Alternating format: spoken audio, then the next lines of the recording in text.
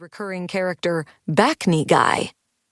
And the year before that, the head writer, Elliot Markovitz, 5'8", 40, and my top-cider-wearing boss, had married a multi-platinum album-selling pop singer named Nicola Dornan, 5'10", 30, and a special envoy for the UN. And this, of course, was the essence of my fury. That such couples would never exist with the genders switched. That a gorgeous male celebrity would never fall in love with an ordinary, dorky, unkempt woman. Never. No matter how clever she was.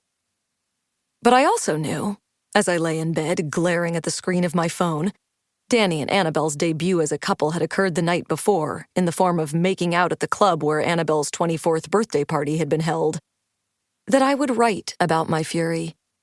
Just as I always did, I'd turn my feelings into comedy.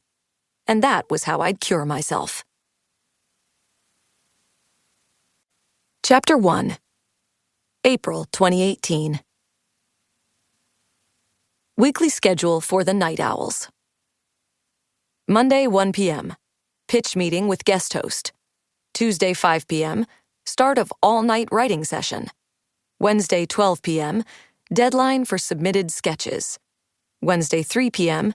Table read of submitted sketches. Wednesday, 9 p.m. Preliminary show lineup posted internally. Wednesday night through Saturday morning, rehearsals, scripts revised, sets built, special effects designed, hair, makeup, and costumes chosen and created, pre-tapes shot. Saturday 1 p.m., run-through of show. Saturday 8 p.m., dress rehearsal before a live audience. Saturday 11:30 p.m., live show before a new audience. Sunday 1:30 a.m., first after party. Monday, 1:10 p.m. For the meeting that marked the official start of that week's show, I planned to pitch 2 sketches. But I had 3 ideas. You could write and submit more, but pitch only 2.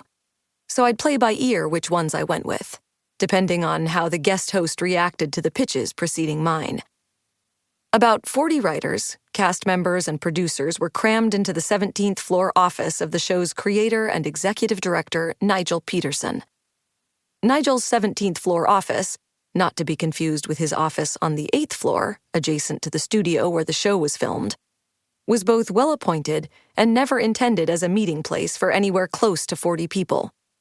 This meant that Nigel sat behind his desk, the host sat in a leather armchair, a few lucky staffers nabbed a place on the sole couch, and everyone else leaned against the wall or sat on the floor. Nigel started by introducing the host, who, as happened about once per season, was also that week's musical guest. Noah Brewster had twice in the past been the musical guest, but this was his first time hosting. He was a cheesily handsome, extremely successful singer-songwriter who specialized in cloying pop music and was known for dating models in their early 20s. Though he looked like a surfer, piercing blue eyes, shaggy blonde hair and stubble, a big toothy grin and a jacked body, I'd learned by reading the host bio we were emailed each Monday morning that he'd grown up in a suburb of Washington, D.C. He was 36, the same age I was, and had been famous ever since releasing the hit Making Love in July, more than 15 years before when I was in college.